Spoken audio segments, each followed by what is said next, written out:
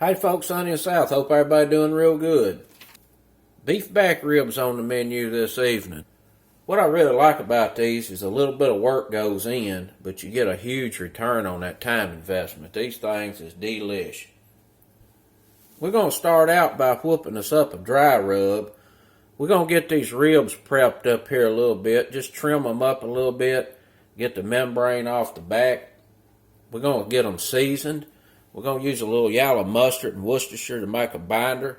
Get that dry rub on there and get them seasoned real good. And then they're going to go in the oven and cook for a couple of hours until they're nice and tender. And while these beef ribs are cooking, they're going to be releasing the juices and dripping down in the bottom of the pan. We're going to make a gravy out of that at the end.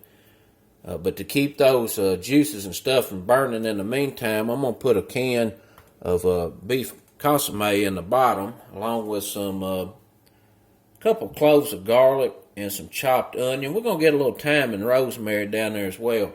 Once these are done, we'll get them out of the oven, get some barbecue sauce on them, get them under the broiler, and get that barbecue sauce caramelized, and they'll be extra good. Let's get to cooking.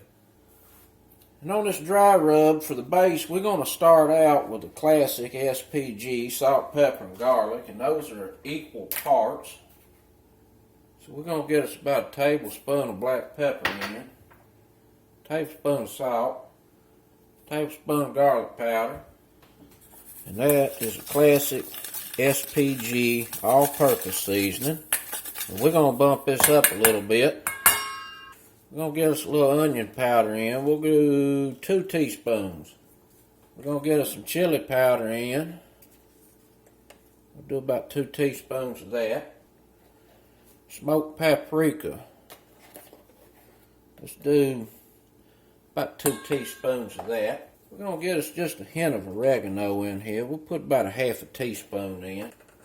And about the same amount of ground cumin. Put us some brown sugar in, about a tablespoon, another tablespoon. We'll get this mixed up here. We can give this a taste. That's pretty good. I'm going to put a little more chili powder in. I think we did 2 teaspoons. Let's add another teaspoon of chili powder. I'm going to put another teaspoon of smoked paprika in. Try that again. That's going to be real good on them ribs. A little sweet, savory, touch of heat from the chili powder, and a little smokiness. Let's get these ribs prepped. And on these ribs, we got a membrane back here on the back, and it's tough and chewy. So I always like to start down here on the corner and just get that worked up and separate it from the fat that's underneath it. And sometimes both comes up at once, and that's fine. You just want to make sure you get this old chewy membrane off of that. Once I get it up, I get a hose to it with a paper towel, and we just pull this right on off of him.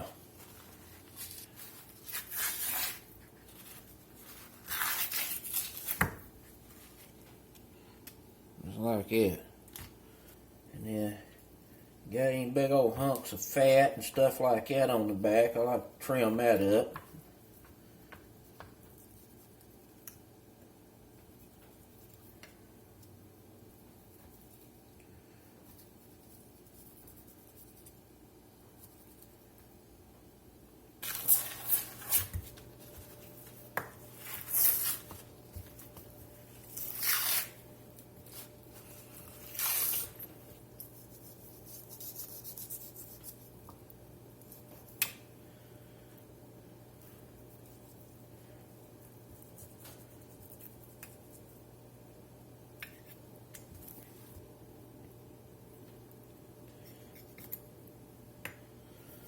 Alright, we got these cleaned up, looking pretty good.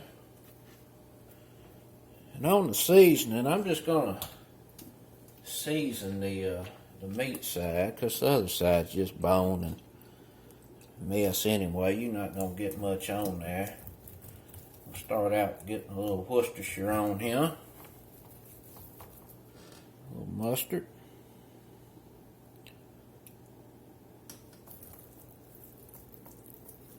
And you're not going to taste any mustard. The mustard's just a binder so that our rub sticks. And there's a little bit of vinegar in there that's going to go down and help, break down the fibers of the meat and tenderize it as it cooks. But the technique we're using today to cook these, we're turning the collagen that's in the meat into gelatin. The gelatin is going to end up down the bottom of this pan. That's what we're going to make gravy out of. Let's get this beef rub on.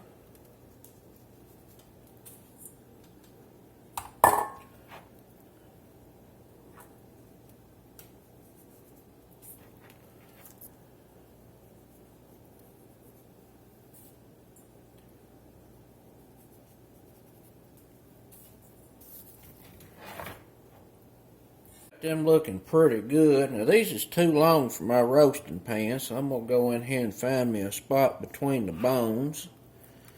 And we're just going to cut these in half. A rack in here just to keep them up off of the bottom. We're going to go in with this can of Consommé. I'm going to thin this out with a little water. I'm going to put a little chopped onion in, a few cloves of smashed garlic. I'll put a little rosemary in here, just to add a little herb to that final gravy we're going to make at the end. A little thyme. Get the rack in. We're going to lay these ribs down. And these two thinner ones I'm going to kind of lay on top of each other here a little bit, because I don't have quite enough room. Get this sealed up real nice and tight. This is going to go in the oven, 275. We're going to let them go about 2 hours, and then take them out and take a look at them and see where they are on tenderness.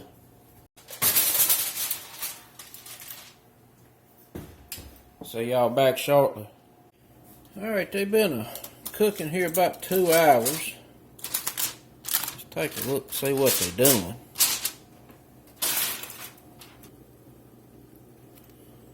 They're getting tender. Let's see these thinner ones here. They're about the same. And we want these to cook until they are about 205, 210 internal. Like about 188 right now. And they're about halfway where they need to be on tenderness. So we're going to get them wrapped back up.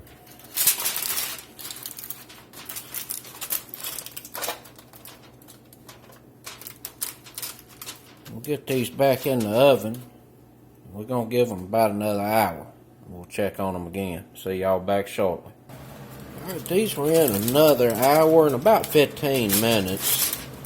So we're about a 3 hour and 15 minute total cook. And the meat has really pulled off the bone real good. Let's see how we're doing. Oh, she's tender. Nice and tender. Let's see what her internal is. About 203.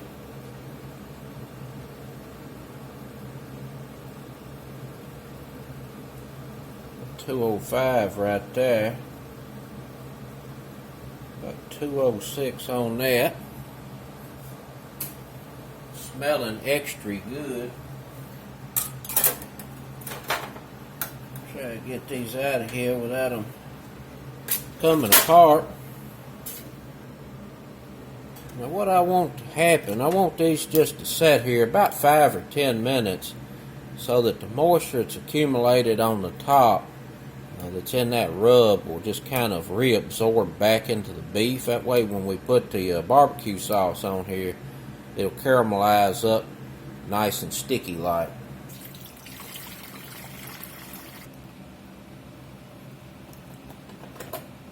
Got the drippings into a separator.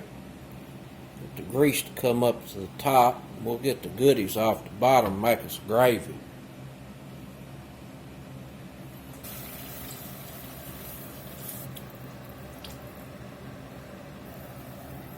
I got me about a tablespoon of cornstarch and a couple of tablespoons of water. Pour about half that in there and get this thickened up, see what it's talking about. Go ahead and add the rest of that in there.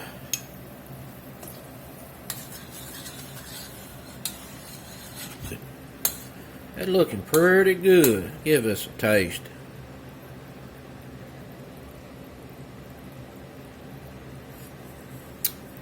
Oh boy, that's a good gravy right there. The only thing I'm going to do to it, I'm going to get a little pepper in it. Just crack a little fresh pepper in here. Put some pepper on it.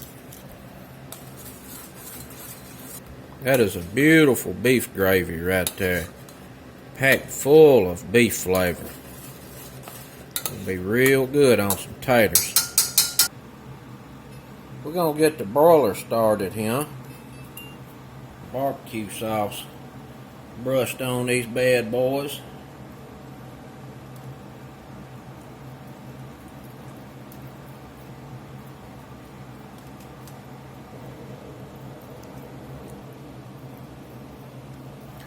We're going to get them under the broiler a few minutes until that barbecue sauce caramelizes.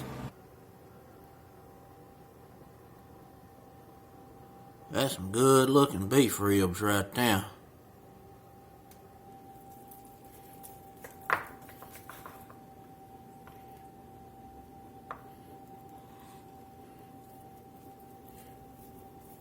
It's going to be some good eating, I can guarantee.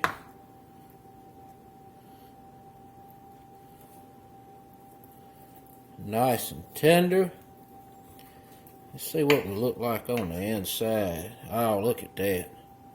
Nice and juicy.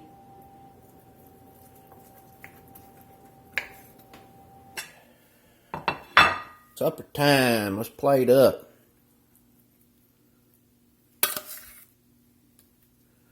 Just a nice little pile of mash. Some buttered corn.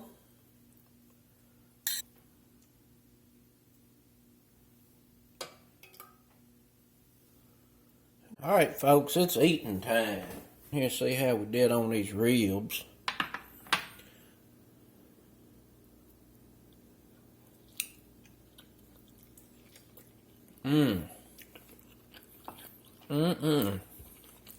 Boy, that's good. That is darn good. This gravy right here is off the charts. That gravy is phenomenal. And you're going to have some gravy left, put it in a container, put it in a freezer. You can't never throw out a gravy that's made from beef drippings like that. It just, you can't compete with it. It makes the absolute best beef gravy. It's very gelatinous. It sits in the refrigerator. It'll get real thick and firm up with all the gelatin that's in there. These ribs are very tender and juicy.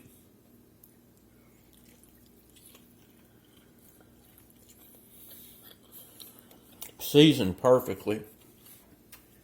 Get a little sweetness from the barbecue sauce. Outstanding. That's it, folks. Some barbecue oven roasted beef ribs with a gravy made secondary. Till next time, peace.